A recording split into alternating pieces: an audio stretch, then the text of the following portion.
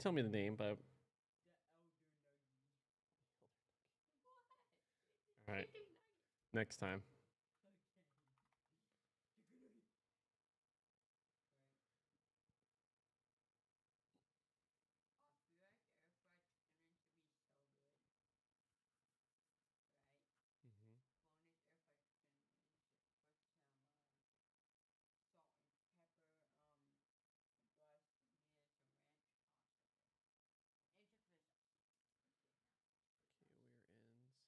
Okay, we're in Second Kings for everyone. It keeps stopping at First Kings. That's really interesting.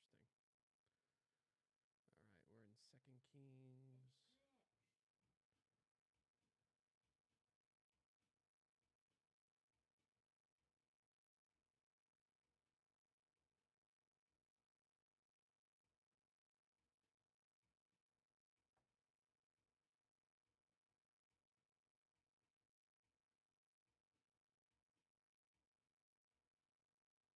Okay. Okay.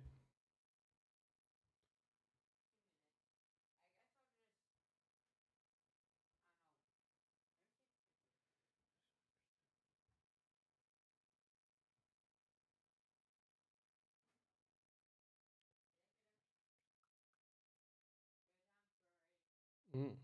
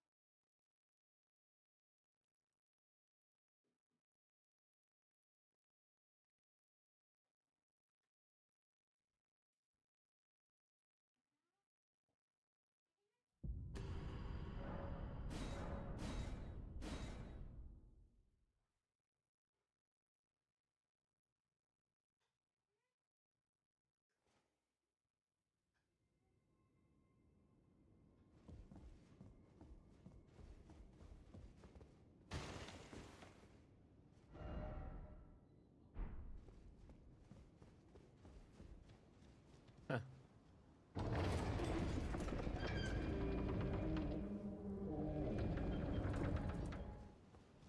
You ready to read? You ready to read? All right, let's do it. Hmm. Jeez, you're amazing. We take this moment. We thank you that we have things like electricity.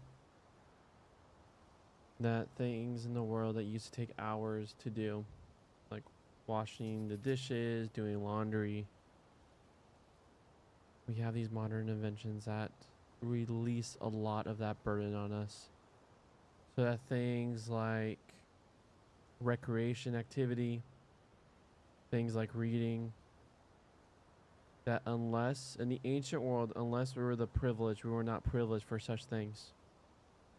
But thank you that you saw fit to have the man with its ingenuity to create such things. And as we read the writings of the ancients, please reveal to us its wisdom. Wonderful, awesome name. Amen. After this, Ben-Hadad, king of Aram, mobilized his entire army and went up and besieged Samaria. There's a great famine in Samaria, so they were laying siege to it until a donkey's head was worth 80 silver shekels, and a quarter of a liter of pigeon dung was worth 5 silver shekels. The king of Israel was passing by on the wall when a woman cried out to him. This woman said to him, "Give up your son, and we will eat him today, and we will eat my son tomorrow." And we cooked my son and ate him. The next day I said to her, "Give up your son, and we'll eat him." But she hid her son. When the king heard the woman's words, he tore his clothes, and as he passed by on the wall, the people looked. There, sackcloth on his flesh, son.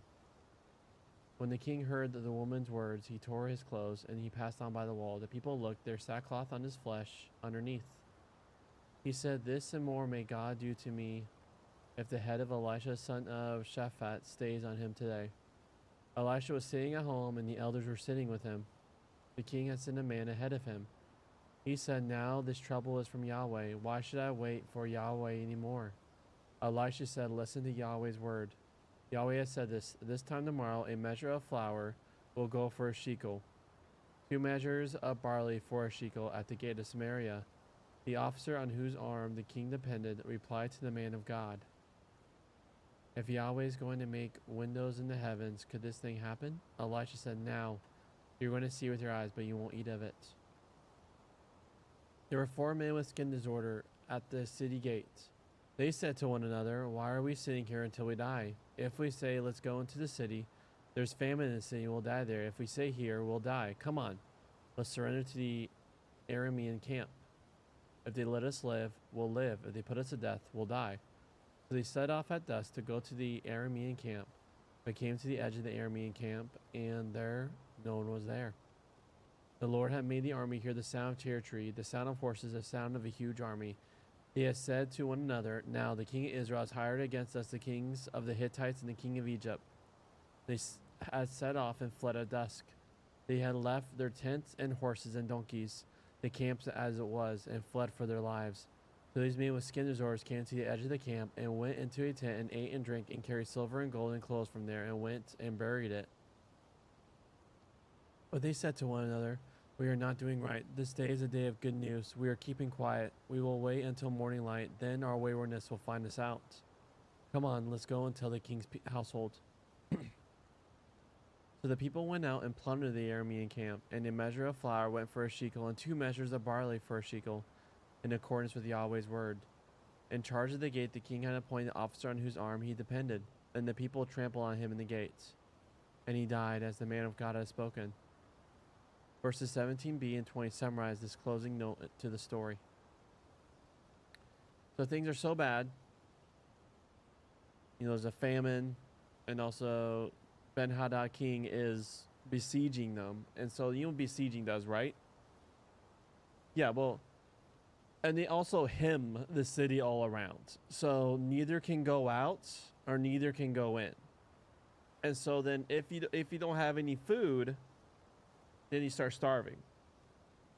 And you have no one to send to get food because, again, you're surrounded and being besieged. And so the king of Israel blamed Elisha. And Elisha's like, "Actually, guess what? Tomorrow, all that food that you're worrying about, it will be in abundance." And then the officer's like, "How? What? No." He's like, "Well, since you didn't believe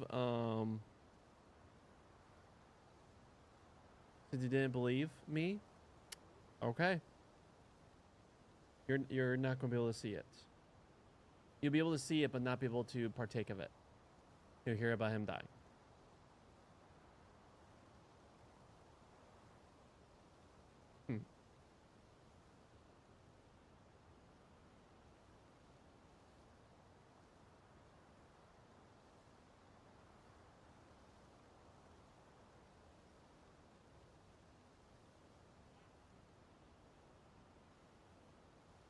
Mm-hmm. I muse from time to time on why it is that many Christians say fret about war more than Christians in previous ages. It's not simply because they're following Jesus. At least most previous generations of Christians did not think this way, and many Jews, agnostic, and atheists share that modern attitude. It is a reaction to the nature of modern weaponry, which does such terrible things to people. Is it that modern communication makes it impossible for us to invade awareness of what happens on the battlefield? Is it that combatants come home from war horribly wounded in body and spirit rather than dying on the field, so that the cost of war continues to be visible in their subsequent lives? According to some estimates, 20% of combatants in Iraq and Afghanistan will develop symptoms of post-traumatic stress disorder, such as a kind of emotional numbness. You don't have any feelings, positive or negative, neither joy or love, nor anger, or hostility. The stories about the siege of Samaria makes me think that the effect of war is not so different from its effect in the 21st century. Women are eating their babies. If that doesn't require emotional detachment, I don't know what does. It's not the only passage in the Old Testament that refers to their doing so. The siege of a city was a central feature of warfare in the ancient world. It was a simple affair. You sat outside a city, perhaps your enemy's capital as in this story, and you cut off its supply lines. The food that would have become the city's food becomes yours while you sit it out until starvation makes the city surrender or weakness makes its people a pushover. No one will normally eat donkey's head stew, but desperate situations generate desperate results. I assume that pigeon dung was cooking fuel, but it might be a term for some kind of unappetizing seeds or husk. In the meantime, people experience moral breakdown. I imagine we are not to think of the woman killing their babies simply in order to eat them, though maybe I am being squeamish. But in the circumstances of siege, babies are more vulnerable than adults, partly because their mother's nursing system will close down through lack of nourishment, and the babies will simply die. In such circumstances, cannibalism sometimes follows. But how desperate a situation is it that women can eat the bodies of their babies? This story presupposes that it is the king's job to settle disputes among people in the community and that they have the right to ask him to rescue them from unfairness and oppression and to put things right by replacing injustice with fairness and freedom. The woman is concerned with whether the king will fulfill his responsibility to decide a case of alleged deceit or fraud. She has lost any sense of the enormity of their action in eating their babies. In turn, her protest causes the king to reveal his own hidden sense of hopelessness before God and his resentment in relation to Elisha. Is he resentful because it was Elisha who required the king to release the Arameans so that now they are in position to cause such suffering to Ephraim again? Is he blaming Elisha as God's agent bringing judgment on Ephraim? Is the siege a fulfillment of Elisha's word? Is he failing to use the power inherent in him as a man of God? Is he failing to intercede with God for the relief of the siege? What hope can the king have for the future? Lashing out at the prophet is a way of lashing out at the God who is bringing such terrible trouble on the city. It is also thereby a refusal to take any responsibility, as if God's action has anything to do with the way the king has been leading his people. There is some contrast between the way the king sends a hostile aide to Elijah and the way the elders, the senior members of the community, are sitting with Elisha, apparently in some way seeking to discover what God is doing to do rather than just giving in to hopelessness like the king and his aide. Whereas God previously closed the Arameans' eyes but opened the eyes of Elisha's attendant. Now God opens the Arameans' eyes so that they see what the attendant came to see. Though ironically, they assume that the chariots and horses belong to other earthly armies rather than to heavenly armies. Unlike Naaman, but like the men in Luke 17, the men with skin disorder are staying in isolation from their families. It's not quite clear why they're doing so. There's nothing in the Old Testament that requires it, and they themselves assume they can go back into the city if they wish. But in these circumstances, there's no point in their doing so. There's no food there. Perhaps there are in temporary quarantine like Miriam. Perhaps the community has assumed that their affliction has come about because of their skin like Miriam. Perhaps putting them in quarantine is one of the ways the communities avoid anything that might displease God or to open up the possibility of God's coming to act on its behalf. It is then neat that the people in quarantine are the people who discover what God has done. Conversely, the man who can't believe that God is going to act on the save's behalf loses the chance to share in its results. You see a lot of just like, sadly, just moral sickness. Yeah. That's it. And just people in the middle. Alright, we can start, friend.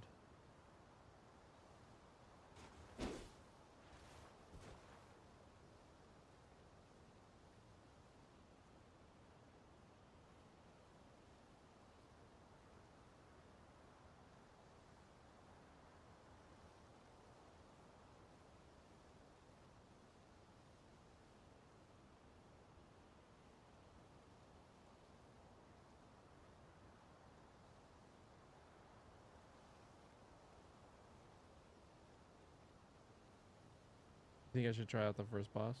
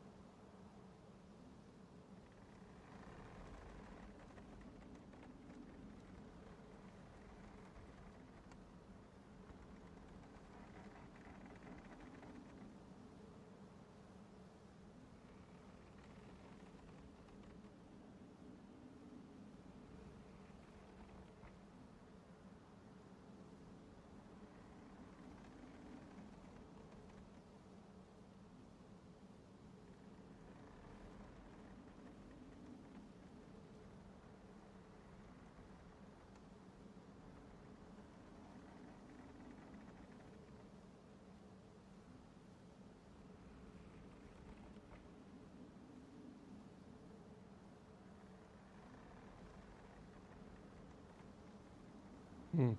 You there? Okay, do you want me to try to find this boss, see how it's like before joining, or just join? Oh, now I have to see how easy this person is. Oh, maybe. They might boost its attack and stuff like that.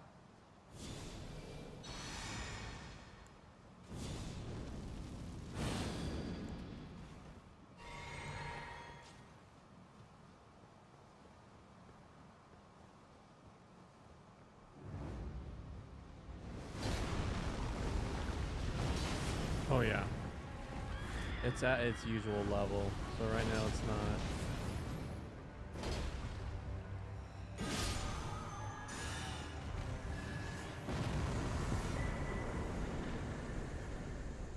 Yep. Oh yeah, when you defeat him you get its equipment.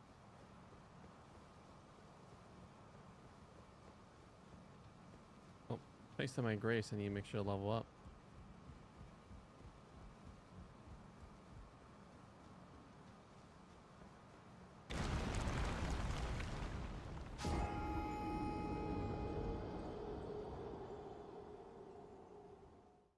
Should have been a cutscene.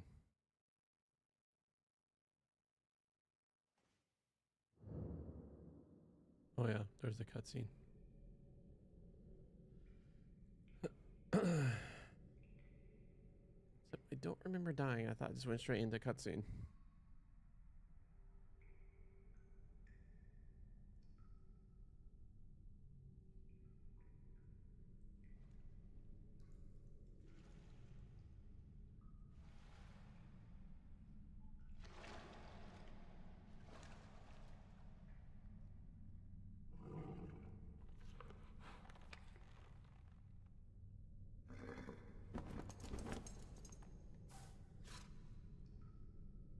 Don't worry, Torrent.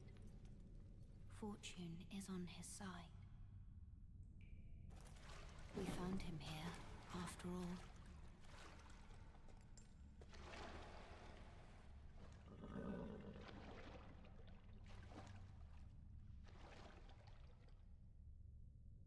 One of his kind is sure to seek the Elden Ring.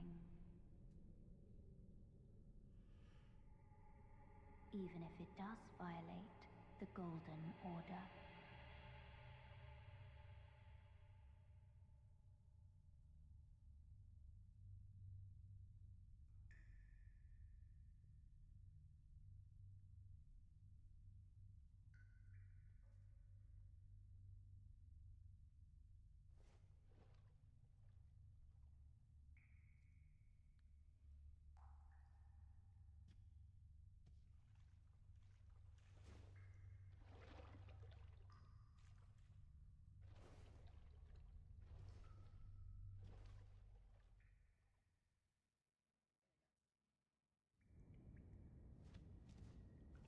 Okay, good thing.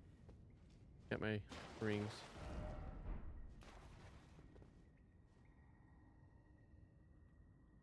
Alright, Char, I'll join you.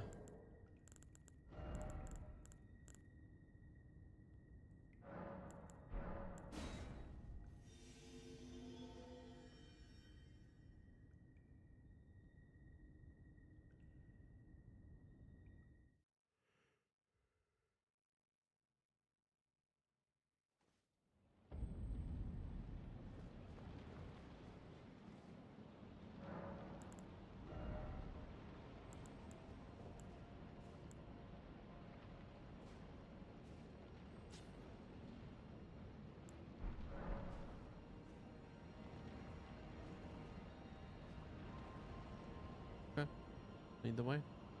It's here, right?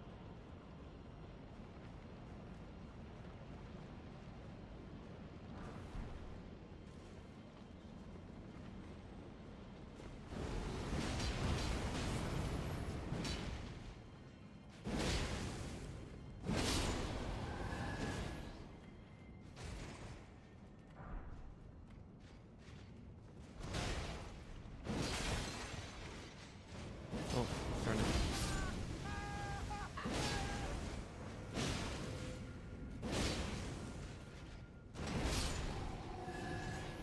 Looks like you're going to have to regrace.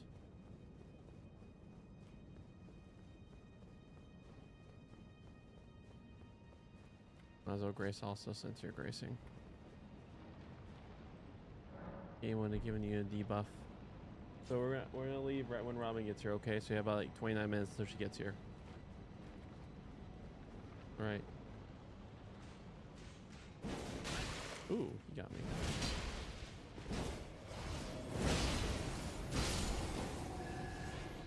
I recommend the Randall sets unless you have the veteran. Oh. Alright, I'll tell you what armor I recommend.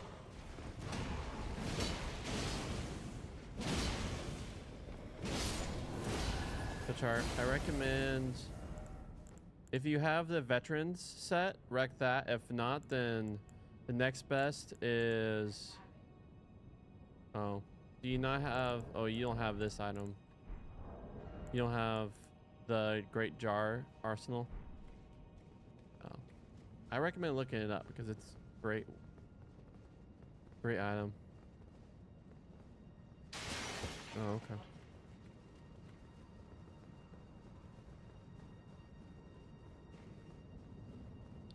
there another one down here?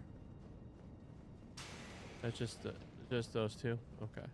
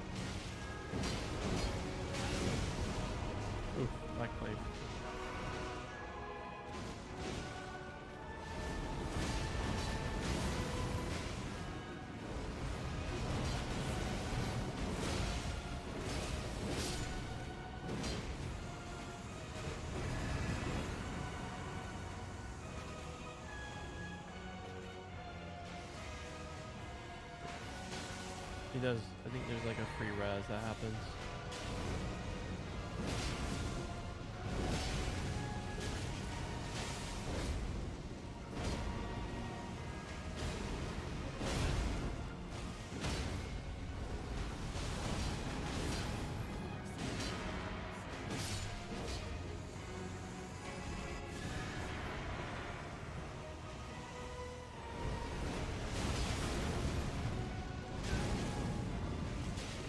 No, it's I think it's to bring him down low and finish him off at the same time.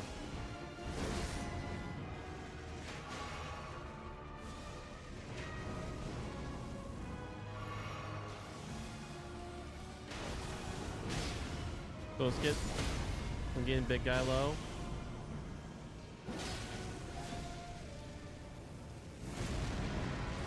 Okay, we got the tall guy low.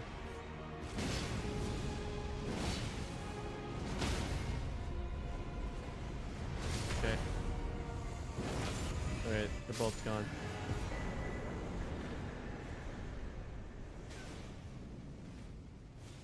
Oh, that's a glitch. Alright.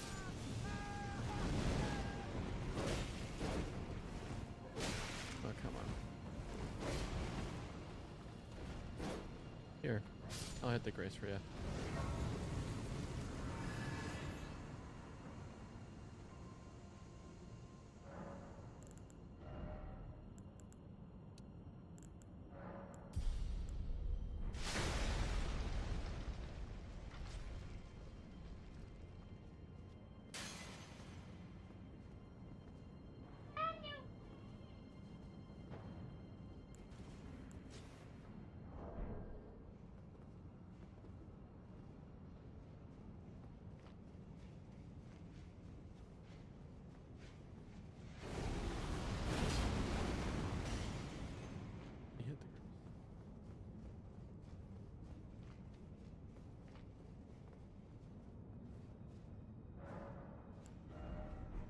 Chari, if you hit this, here, come here.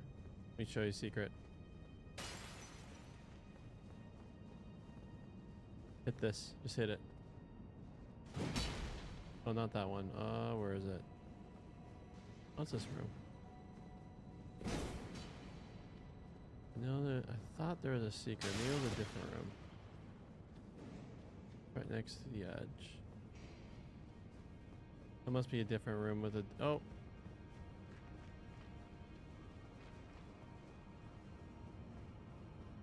It was a different room. I remember there being a secret. Yeah, it must be a different boss room. Oh, Char! I found the secret. But now it opened... I thought it opened this area up. I think. I could be wrong. I could be really just mixing two things up.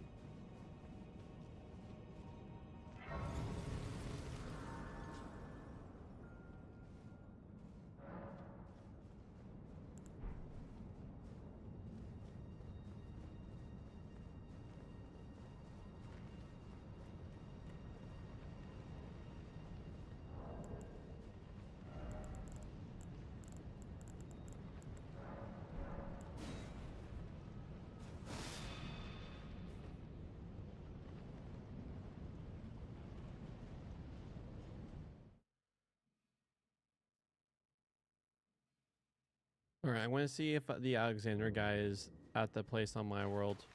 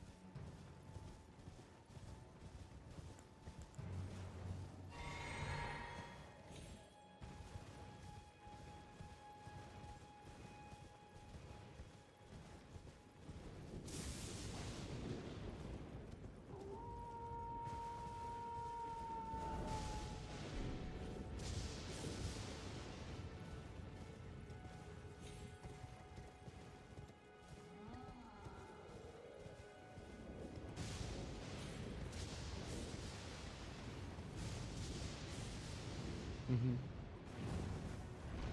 I'm first checking this out.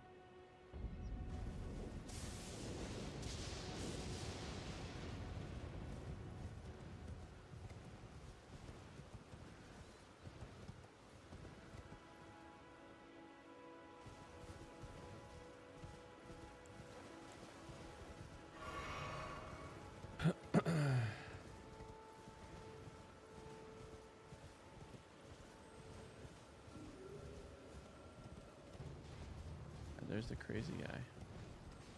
Pumpkinhead.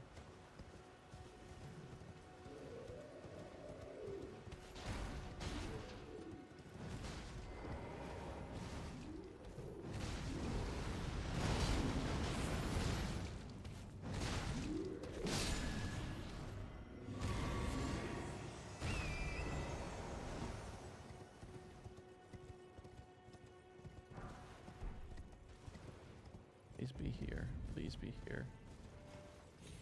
Hope joining your world didn't break anything.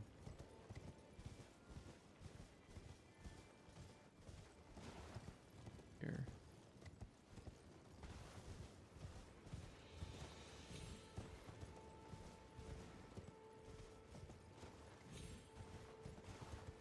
Where's the jar warrior?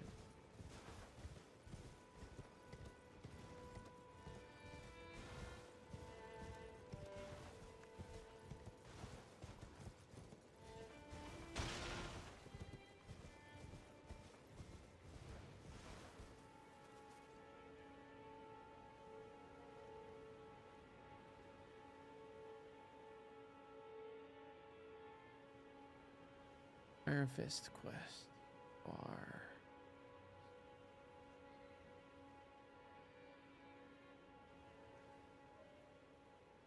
Here's where I crossed the bridge.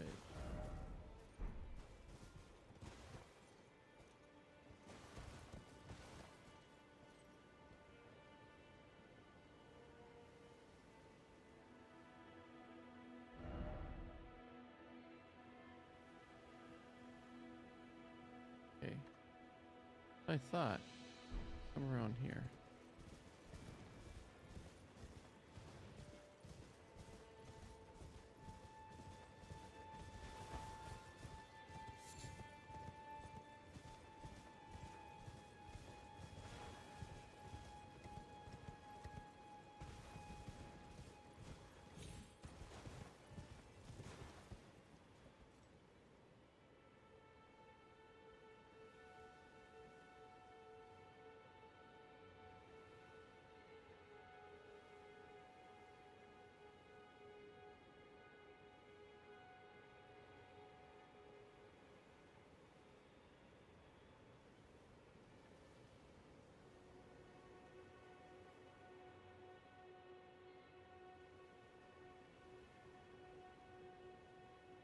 On this side? Be really funny.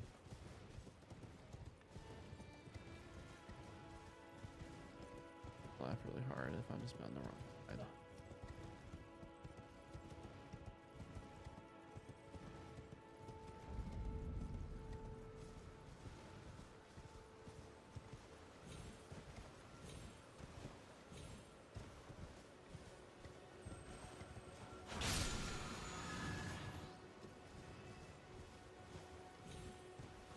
Oh, there he is. Hello? Can you hear me? Help me. I'm stuck. Okay, I don't want to accidentally kill him. Hello? Anyone?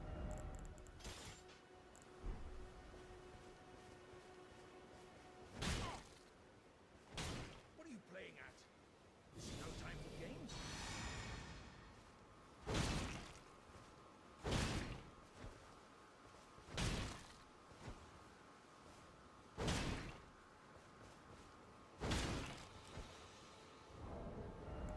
Level 1.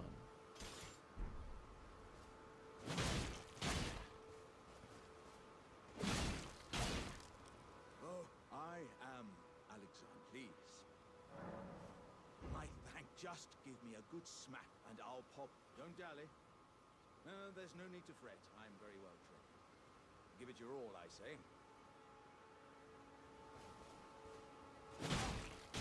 Ouch!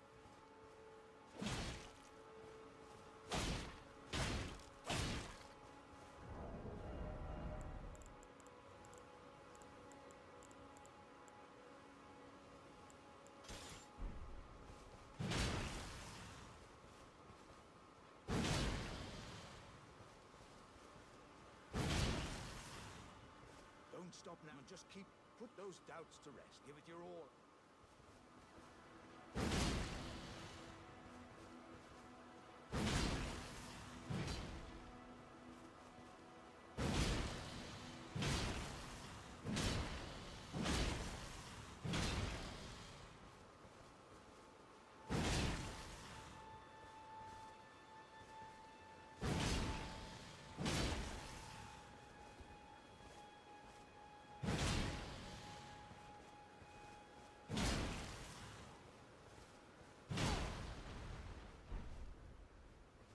There we go.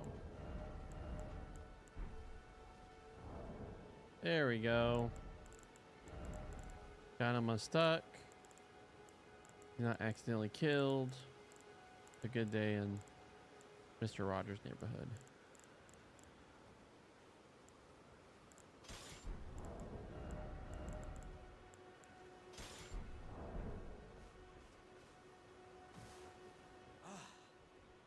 Well played, good sir. Well played. Oh, well, I'm out now, and that's what counts. I thank you. And as a token of my appreciation, I'd like you to have this. Once again, the pleasure is mine. I am the warrior Jar known as Alexander. Iron Fist Alexander, in fact. I journey to the east, where I intend to further my education in the ways of war. And beyond these lands lie the scarlet, rot-blighted Caelid Wilds. And upon their southern edge is Redmane Castle, in which a festival of combat is being held. I'd heard whispers of such festivities before. Doesn't the notion set your breast aflutter?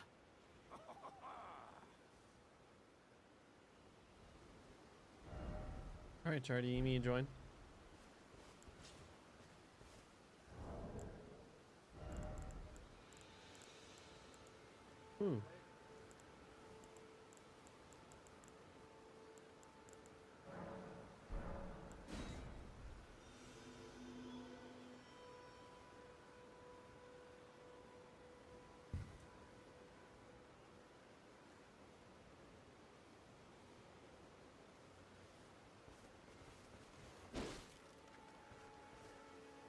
All right, it's not letting me join you, Char.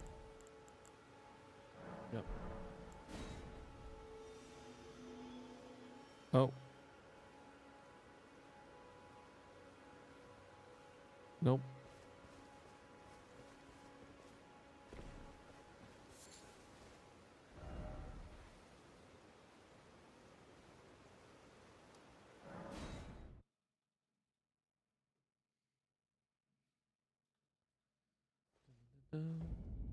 Won't you be my neighbor?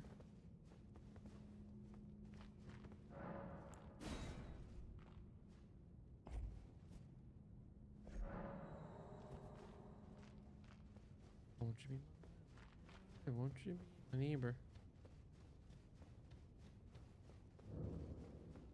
Alright, let me know if you open your thing at all.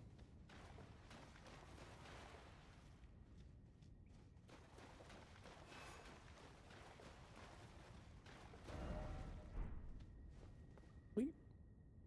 Oh.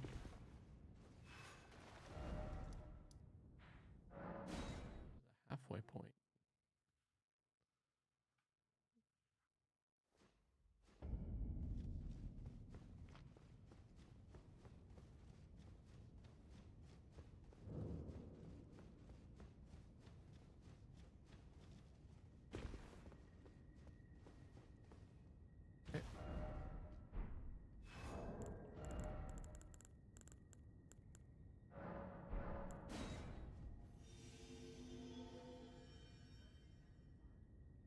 I don't know.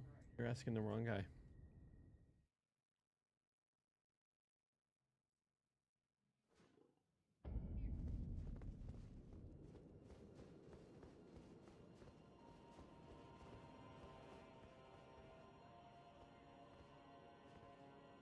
I have no idea.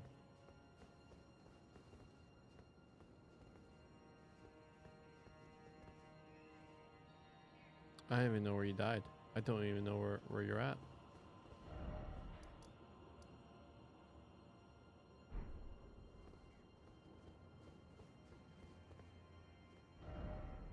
Can you fast travel to whatever your closest grace is?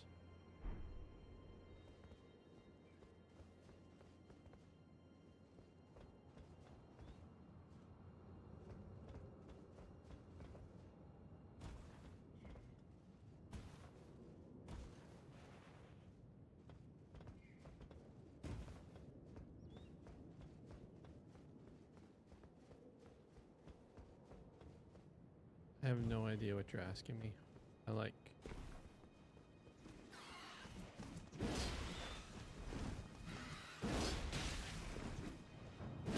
Yeah, I'm not gonna know.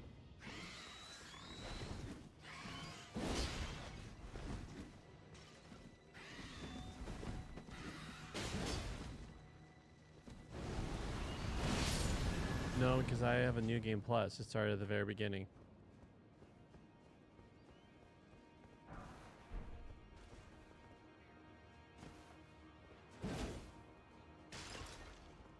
All right. Nope. Like I said, I don't.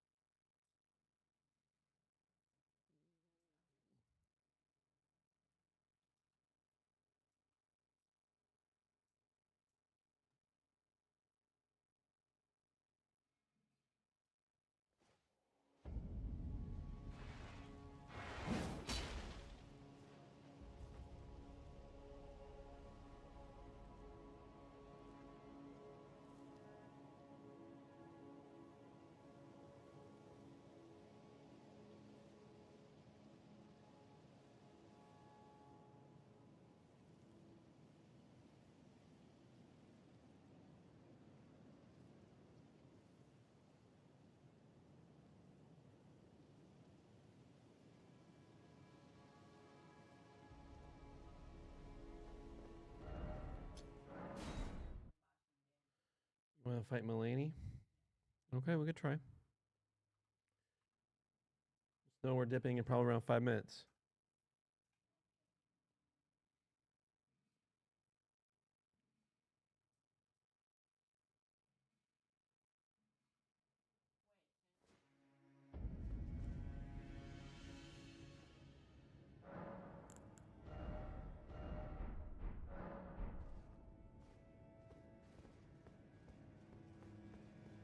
I'll say look up the jar so you could have decent armor.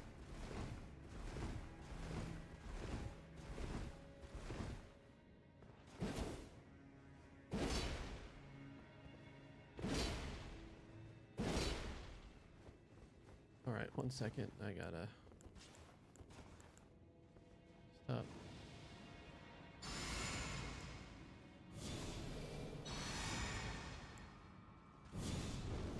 Wait, it's real.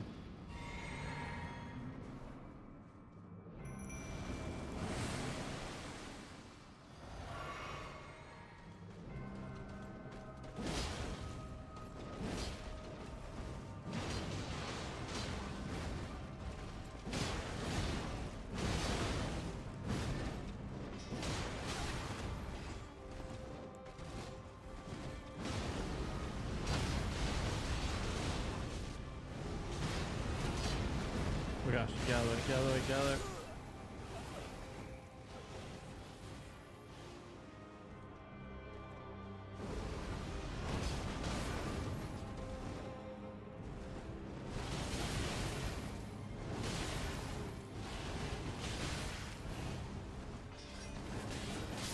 Oh.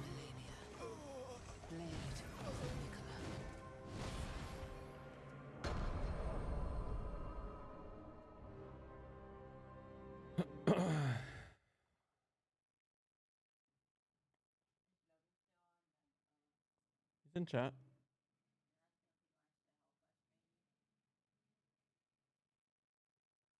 We're dipping in 3 minutes. There's no point of asking him.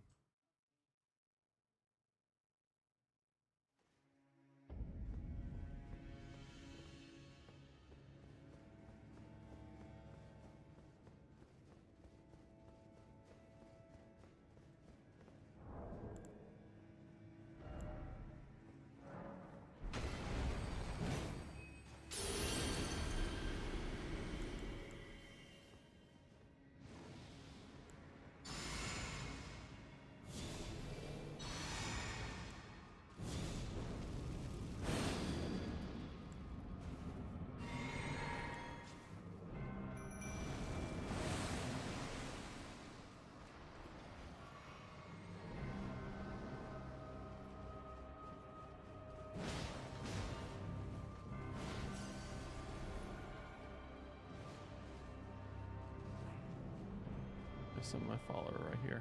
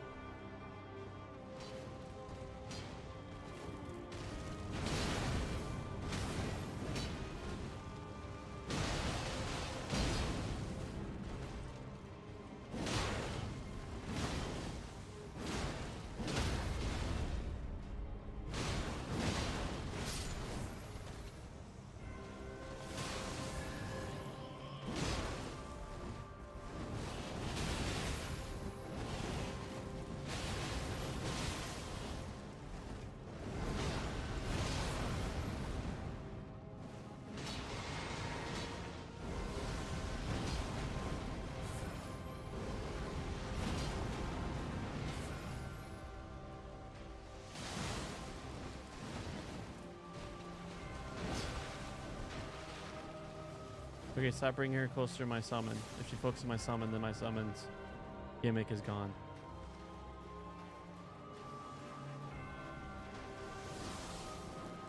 Oh, she's doing the big thing.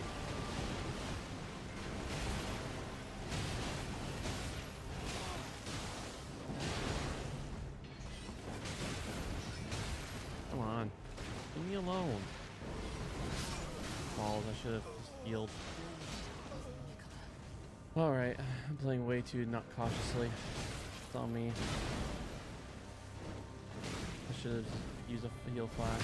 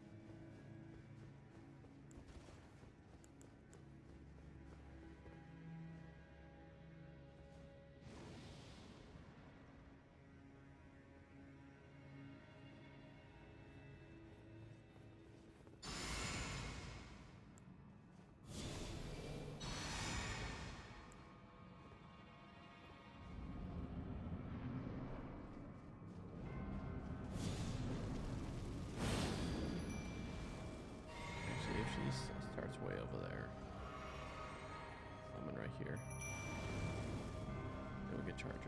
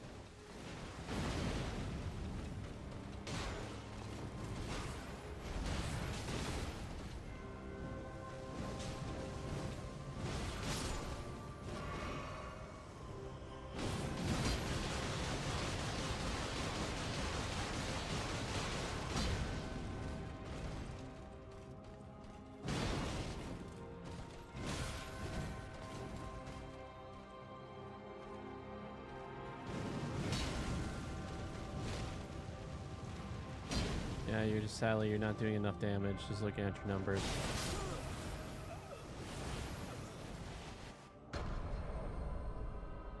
You need like almost all your points in strength for the hammer to be reliable. You're built on intellect because you're doing the frost build.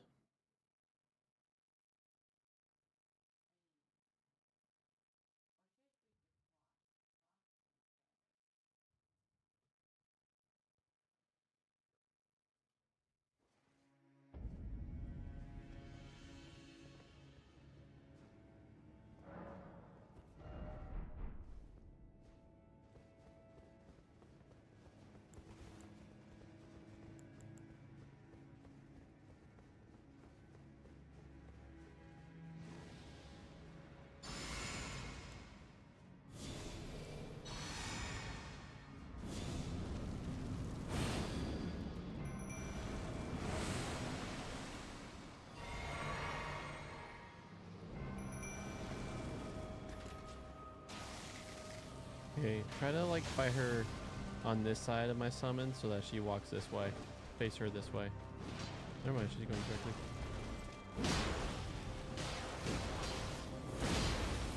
There we go. Oh yeah, that's a lot better.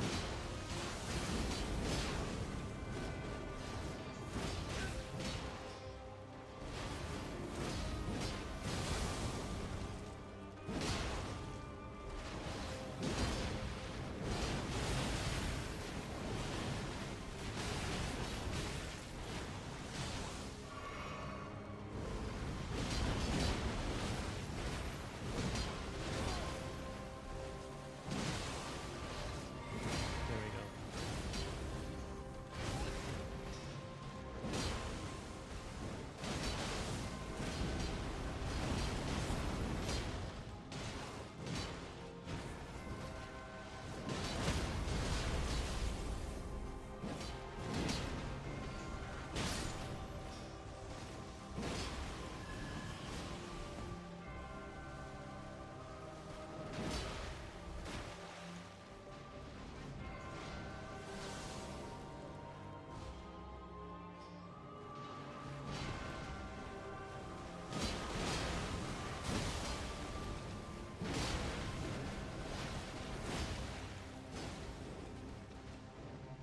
She's on you.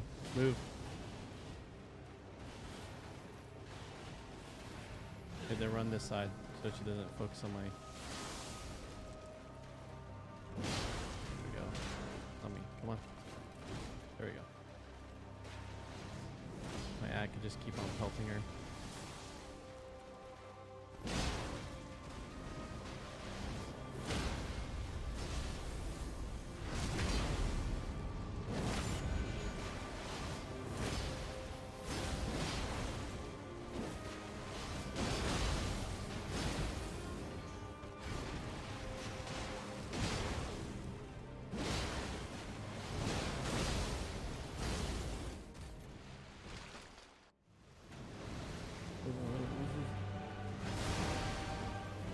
Get out there, get out there.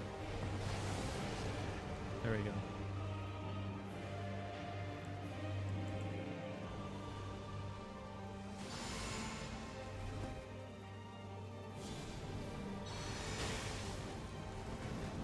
She's after me.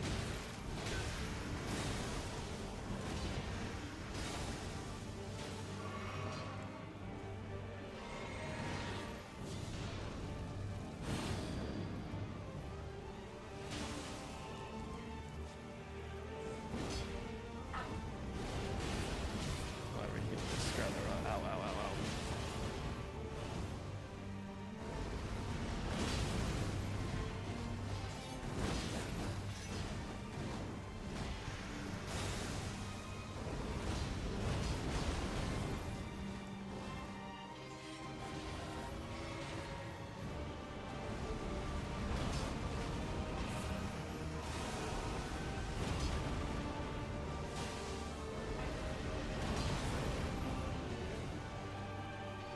Oh. Thing move.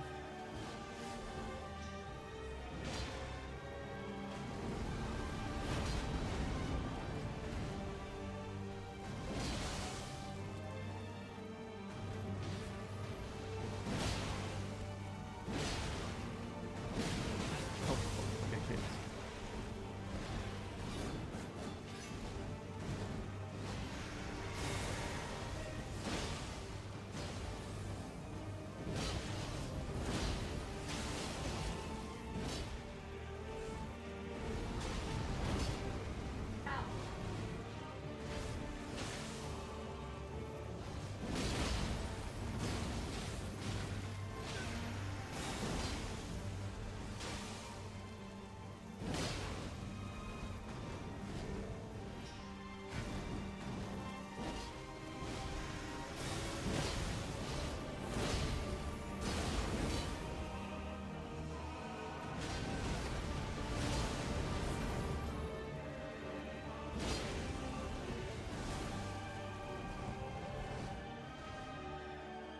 Okay.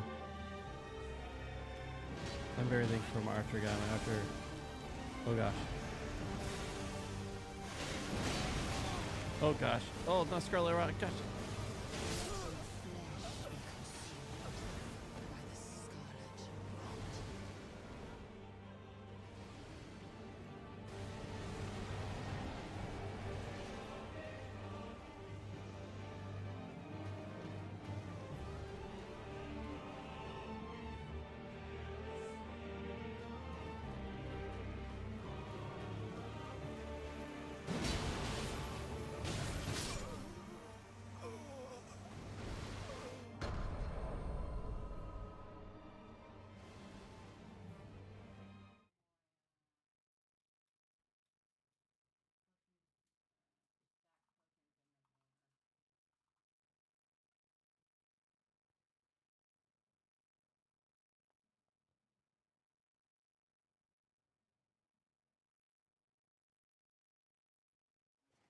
Thanks, Ritronic.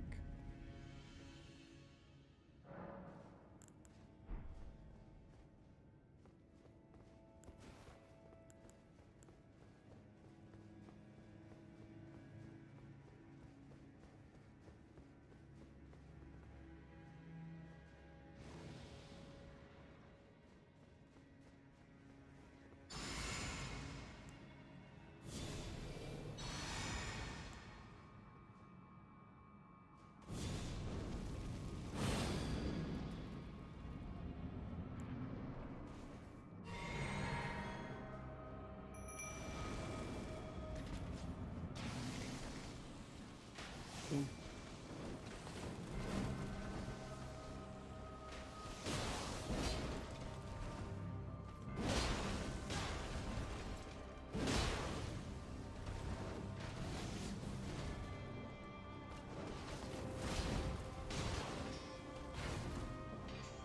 Oh.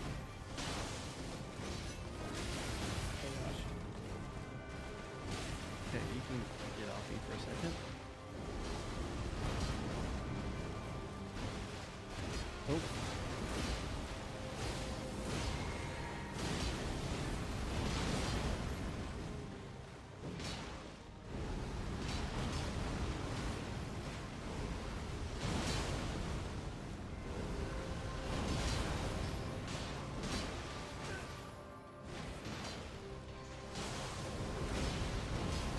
Top off.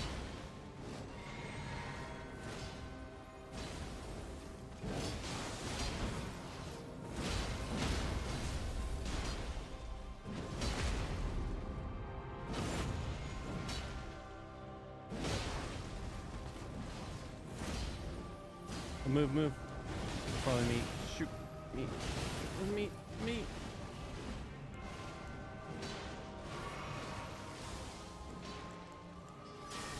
Oh, wrong build. Wrong build. Wrong building.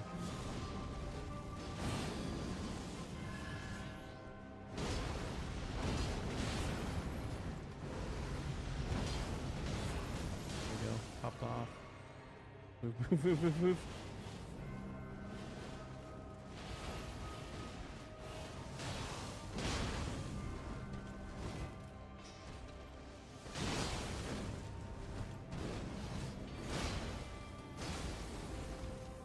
Oh.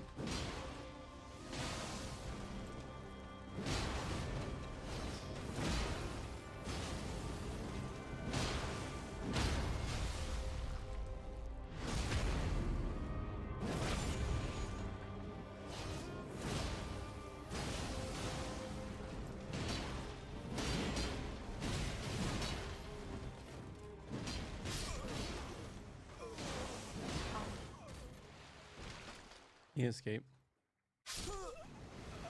Eee! Why?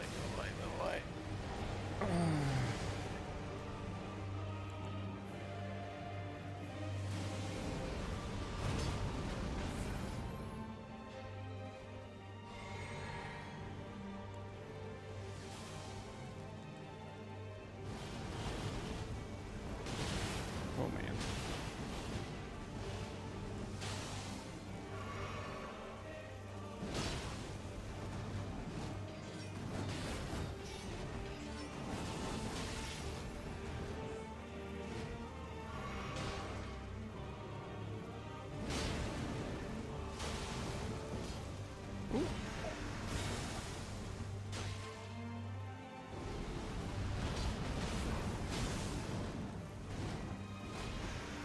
Oh, gosh, I ran right into that.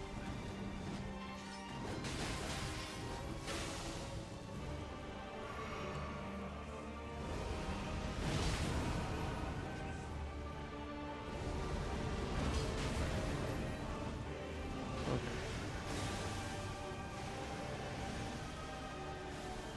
Oh, what is this?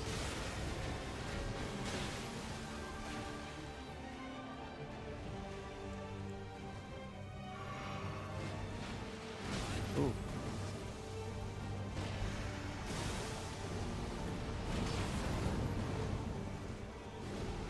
Oh.